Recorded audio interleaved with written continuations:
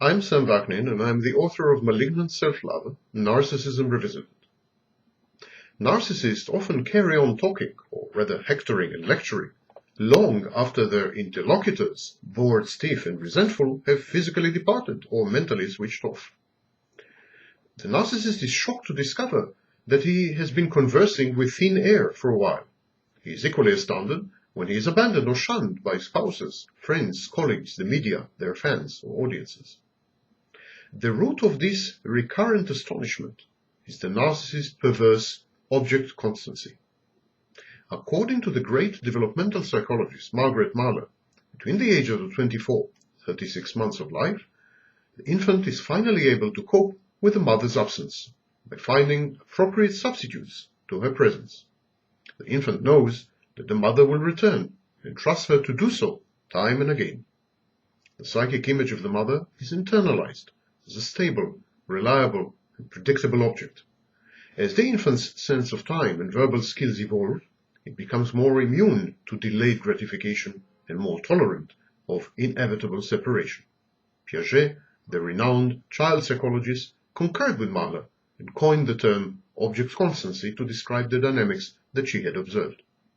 As opposed to Mahler, Daniel Stern, another prominent psychoanalyst, proposes that the child is born with a sense of self. Quote, "Infants begin to experience a sense of an emergent self from birth. They are predesigned to be aware of self-organizing processes. They never experience a period of total self or total other undifferentiation. There is no confusion of self and other in the beginning or at any point during infancy," says Stern. He continues, "Infants are predesigned to be selectively responsive to external social events, and they never experience an autistic-like fate. During the period of 2 to 6 months of life, the infant consolidates the core sense of self as a separate, cohesive, bounded physical unit with a sense of their own agency, effectivity, and continuity in time. There is no symbiotic-like phase.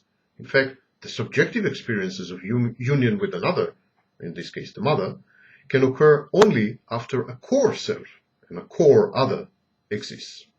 Well, this is Stern's point of view.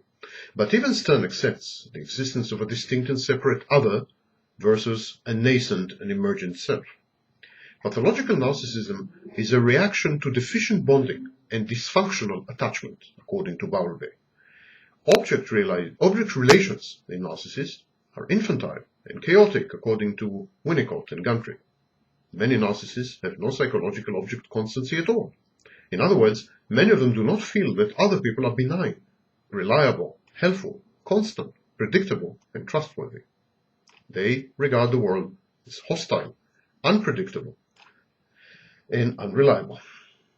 To compensate for this lack in ability or in willingness to relate to real-life people, the narcissist invents and molds substitute objects or surrogate objects. These are mental representations of meaningful or significant others, what I call sources of narcissistic supply. These concoctions, these inventions, these substitutes for real people, have little or nothing to do with reality, inevitably.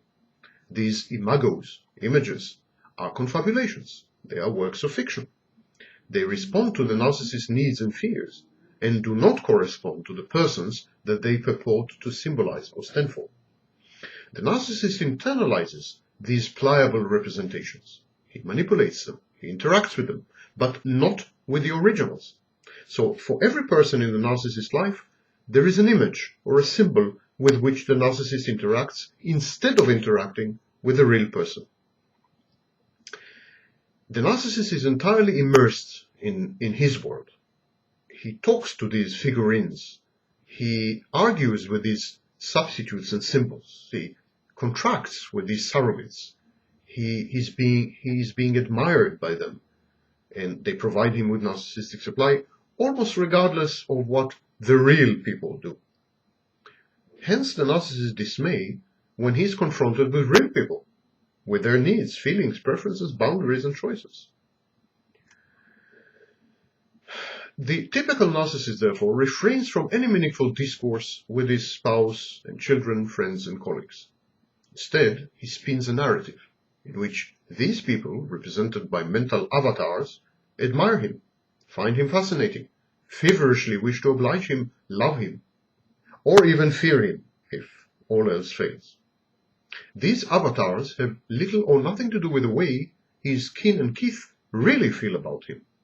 The protagonists in the narcissist yarns do not incorporate veritable data about his wife, his offspring, or colleagues or friends. These, again, avatars, symbols, are mere projections of the narcissist's inner world, not his outer world, his inner world. The narcissist externalizes his inner world and then interacts with it. Thus, when the narcissist faces the real thing, he refuses to believe and accept the facts. And typical sentences are, "My wife has always been so cooperative. Whatever happened to her lately?" Truth, in reality, the wife has never been cooperative. She was subservient or frightened into submission. But the narcissist didn't notice these facts because he never actually saw her. He never actually noticed his real spouse, wife. Another typical sentence is, "My son always wanted to follow in my footsteps. I don't know what possesses him." Well, the truth is that the narcissist's poor son never wanted to be a lawyer or a doctor. He always dreamed of being an actor or an artist. But the narcissist was not aware of it. He was not aware of the existence of his real son, and he never interacted with the real thing, but with the representation of his own making. A typical sentence, "My friend used to listen to my stories enraptured. I have no idea why he no longer does so." Well, at first, the friend politely listened to the narcissist's interminable rants, ramblings, and ravings. And finally, he dropped from the narcissist's social circle because he couldn't bear it any longer. And then a celebrity narcissist would say, "I used to be admired by the media. Now I'm constantly being ignored."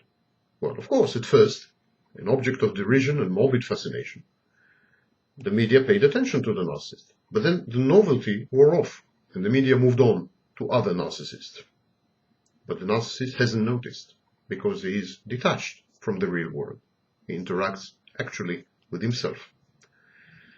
Puzzled, hurt, and clueless, the narcissist withdraws further and further with every narcissistic injury.